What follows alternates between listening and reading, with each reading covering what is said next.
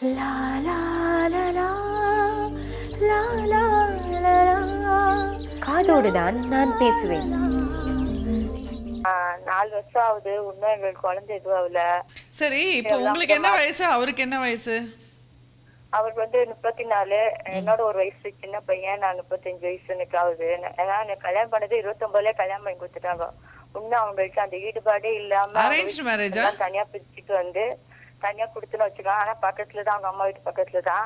ஆனா அவருக்கு அந்த ஈடுபாடே இல்லாத இருக்காரு. கேட்கும் போதெல்லாம் நான் நல்லாதான் இருக்கேன், நல்லாதான் இருக்கு, ஏமா இது பண்ணிக்கிட்டே இருக்காரு. எங்க அம்மா எவ்வளவு ட்ரை பண்ணி மெட்ராஸ்லாம் போய் ஆஸ்பத்திரிலாம் கூட்டிட்டு போய் மாத்திரை, இந்த காமசூத்திர மாத்திரை எல்லாத்தையும் வாங்கி கொடுத்தாச்சு. சரி, உங்களது அரேஞ்ச்டு மேரேஜா? மேடம், உங்களது அரேஞ்ச்டு மேரேஜா? ஆமா மேடம். சரி தான் முடிவு பண்ணது. சரி, இப்போ உங்கள் வீட்டுக்காருக்கு வந்து தாம்பத்தியத்தில் ஈடுபடுறதுக்கு மனசு ஒப்பலை அப்படின்னா, அப்போ அவருக்கு மனதளவில் ஏதோ ஒரு பிரச்சனைகள் இருக்கலாம். ஆமா மேடம், அவங்க அம்மா அதுக்கு ஆன்டிகவுட் மேடம். எதுக்கு எடுத்தாலும் அவங்க அம்மா ரொம்ப டார்ச்சர் பண்றாங்க. அதனாலதான் அவங்க வீட்டாண்டியே என்னால கல்யாணம் பண்ணல இருந்து சேர விடாம இது பண்ணாங்க. இப்ப திருப்பி அவங்க அம்மா தான். ஆனா பேசும்போது என்கிட்ட நல்லா தான் பேசுறாங்க, எல்லாம் பண்றாங்க. நீதான் எனக்கு முக்கியம், நீதான் எனக்கு எல்லாமே, எல்லாமே அவங்க தேவையானது எல்லாமே நான் செஞ்சேன் கொடுக்கேன். ஆனா பையனை என் கூட சேர விடாம தடுத்துக்கிட்டே இருக்காங்க. ஆனா நான் போய் கேட்டா நான் எதுவுமே பண்ண மாட்டேன், போக மாட்டேன்னு அந்த இதுல 2 நாள் ஒரு வாரம் கிட்ட பண்றாங்க. திருப்பி பழையபடி ஆரம்பிக்கிறாங்க. ஏதாவது ஒரு பிரச்சனைனா இவர் தான். அவங்களுக்கு ஒரு பையன், அவங்க வீட்டுக்காரெல்லாம் இருக்காங்க. இவர் தனியா கல்யாணம் பண்ணி வந்து அவங்க வீட்டுக்கு என்னை வேலைக்காரி மாதிரி வச்சிருக்காங்க. அவ்வளவுதான். இப்போ உங்க மாமியாருக்கு என்ன, பண்ணிக்கிட்டு இருக்காங்க. உங்க மாமியாருக்கு ஹேண்டிகேப்னா என்ன பிரச்சனை? ஹேண்டிகேப்னா 2 கால் வந்து இது எங்க பஸ்ல ஏறும்போது ஏதோ விழுந்துட்டாங்கன்றாங்க. ஆனா ஒருத்தவங்களுக்கு வந்து மாமியார், அவங்க மாமியார் அடிச்சனால அந்த பாவம் வந்து அவங்களுக்கு 2 கால் விளங்காத போயிடுச்சு. ஒன்னியும் வந்து நாசம் பண்றாங்கன்னு சொல்லிட்டு தெரு ஃபுல்லா சொல்லுது. ஆனா எனக்கு சப்போர்ட் பண்ண மாட்டேன்றாங்க. அவங்க முன்னாடி எப்படி நம்ம சொல்ல முடியும்? பஜார் மாதிரி கத்துறாங்களா? அவங்களுக்கு 2 பசங்களா? உங்க வீட்டுக்கார் ஒருத்தர், இன்னொரு பையனா? ஆமா மேடம். அந்த இன்னொரு எனக்கு பெரிய பையன் தான், எனக்கு கல்யாணம் ஆயிடுச்சு. இன்னொருத்தர் கல்யாணம் ஆயிடுச்சா? இன்னும் கல்யாணம் ஆகல அவருக்கு. அவரும் அவங்க அம்மா கத்த மாதிரிதான். அவரு 10 மணி ஆனா 12 மணி ஆனாலும் வீட்டுக்கு வந்து எங்க வீட்டுக்காரோட இது பேசிட்டு எல்லாம் பண்ணிட்டு தான் போவாரு. இப்ப நீங்க தண்ணி கொடுத்தணுமா நீங்களும் உங்க வீட்டுக்காரும்? ஆமா மேடம். ஆனா அவங்க அம்மா வீட்டு பக்கத்துலதான் இருக்கோம். ஆனா அவர் வேலை முடிச்சுட்டு சீக்கிரமா வருவாரு தான் பேரு. ஆனா அவங்க அம்மா வீட்டுலதான் எனி டைம் இருப்பாங்க. அவங்க ஏதாவது பிரச்சனைனா இவரை தான் இது பண்ணிக்கிட்டு இருப்பாங்க. உங்க மாமனார் என்ன வேலை செய்யறாரு? எங்க மாமனார் வந்து வீட்டோட தான் இருக்காரு. அவங்க அம்மா கேண்டிக்கிறதுனால இவர் தான் எல்லா பணிவிட்டும் செய்வாரு எங்க மாமனாரு. ஸோ அவங்களுக்கு அப்போ உங்க மச்சினர் சம்பாத்தியத்தில் அந்த குடும்பம் இருக்காங்க, உங்க மாமனார் மாமியார்? மேடம், என் பையன் சம்பாதிச்சதுல, என் வீட்டுக்கார் சம்பாதிச்சதுல இருக்காரு. ஆனா அவங்க தம்பி பேருக்குன்னு எதுவும் வேலைக்கு போயிட்டு வராங்க. அவ்வளவுதான். எல்லாமே இவரை நம்பிதான். மாற்று முதலாண்டு நைட் நேரம் எத்தனை மணி நேரம் ஆனாலும் என் கூட இருந்தாலும் படுத்துக்கனாலும் திருப்பி வந்து போகணும். ஆனா இவருக்கு அந்த எப்படி மேடம் அது இந்த இதுல இருக்கும் போதே இவர் எப்படி போறாரோ எனக்கு ஒண்ணும் புரியல. எனக்கு அந்த இது அசிங்கமா ஆயிடுது. எனக்கு எப்படி சொல்றதுன்னு எனக்கு தெரிய மாட்டேங்குது. இதுக்கு என்ன மேடம் வழி? இது வந்து உங்க 2 பேருக்கும் மனதளவுல பொருத்தம் இல்லை, சரியா? இப்போ அவருக்கு வந்து மனதளவுல உங்களுக்கு ஈடுபாடு வரணும் அப்படின்னாக்கா, அவரோட மனதில் நீங்க இடம் பிடிக்கணும் அப்படின்னா, அவருக்கு ஏத்த மாதிரி நீங்க மாறினாதான் அவரோட மனதில் நீங்க இடம் பிடிக்க முடியும்.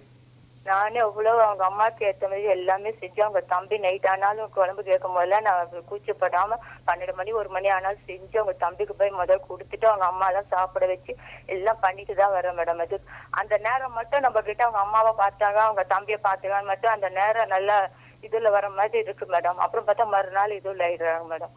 அது ஏன் மேடம் இப்படி பதிவாகுது? இல்லை, எனக்கு ஒன்றும் புரியல. நீங்கள் எல்லாம் நல்லா செய்கிறீங்க, எந்த விதத்துலையும் பிரச்சனை இல்லை அப்படின்னா, அப்போ ஏன் உங்கள் மாமியார் உங்களுக்கு எதிரியாக இருக்காங்க? உங்கள் மாமியார் உங்களுக்கு கெடுக்குறாங்கன்னு சொல்கிறீங்களே? இல்ல மேடம், இவர் 2 3 வாட்டி எங்க அம்மா என்ன செய்ய விடாம பண்ணது போதுவாது. நானும் போய் அவங்க கிட்ட எல்லாத்தையும் பண்ணிருக்கேன்.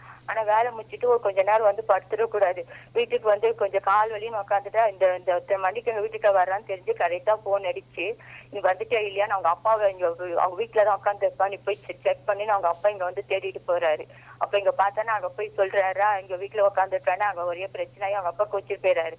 ஒரு 12 மணி ஆனாலும் இவர் தான் போய் அவங்க அப்பாவை கூட்டிட்டு வந்து வீட்டுல உட்கார வைக்கணும்.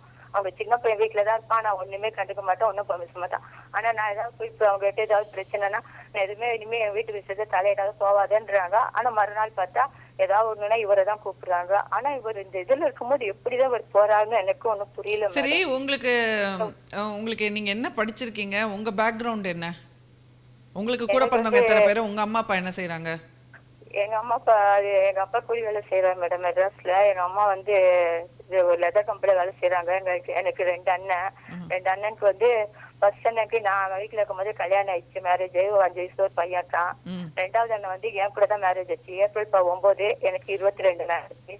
எங்க அண்ணனுக்கு வந்து வெளியில தான் பொண்ணு பார்த்து இது பண்ணோம். ஆனா அவங்களுக்கு இப்போ ஒரு 2 பசங்க, ஒரு பையன், இப்போ ஒரு பொண்ணு இப்பதான் பிறந்திருக்கு. நீங்க என்ன படிச்சிருக்கீங்க? நீங்க என்ன வேலைக்கு போயிட்டு இருந்தீங்களா எப்படி? ஆமா மேடம், வீட்டு பக்கத்துல ஒரு கம்பெனி இருந்தது, அது போயிருந்தேன். இப்ப வந்து கம்பெனி எடுத்துட்டாங்க. அதனால 1.5 லட்சம் கொடுத்து லீஸ்ட் இருக்க மாதிரி வீடு பிடிச்சி அம்மா அப்பாவே வச்சிருக்காங்க. இப்போ உங்க அம்மா அப்பா உங்க கூட இருக்காங்களா?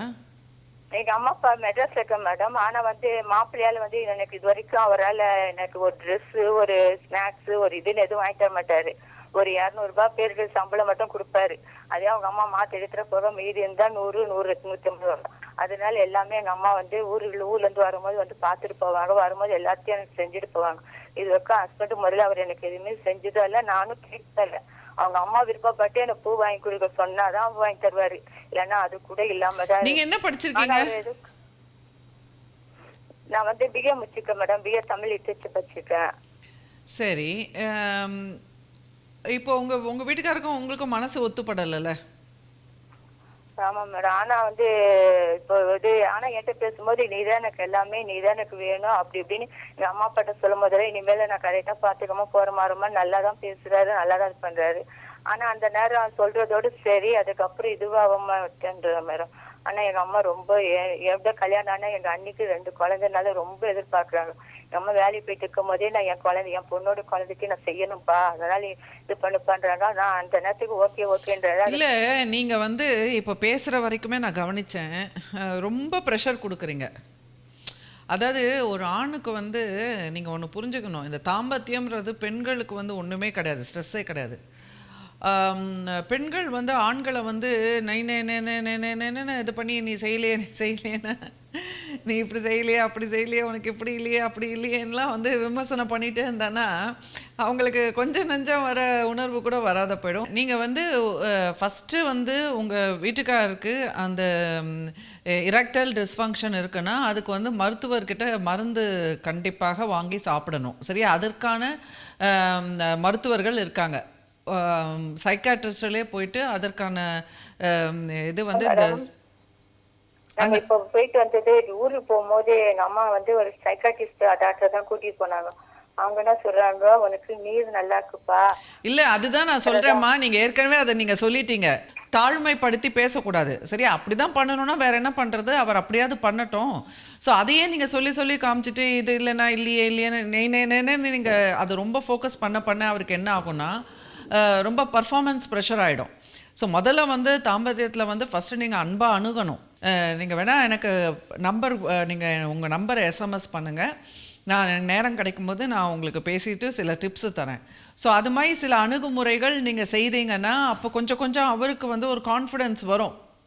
இப்போ உங்களை பார்த்தாலே அவருக்கு வந்து நர்வஸ் ஆகுது, டென்ஷன் ஆகுது, இப்போது நீங்கள் உங்களுக்கு பதில் சொல்லணுமே, உங்களை திருப்திப்படுத்தணுமே அப்படிங்கிற மாதிரிலாம் ஒரு பர்ஃபார்மன்ஸ் ப்ரெஷர் வந்துச்சுன்னா அப்போ அவருக்கு அதில் ஆர்வமே இல்லாமல் அவர் ஒதுங்கி தான் போயிடுவார். ஸோ அது கூட ஒரு காரணமாக இருக்கலாம்.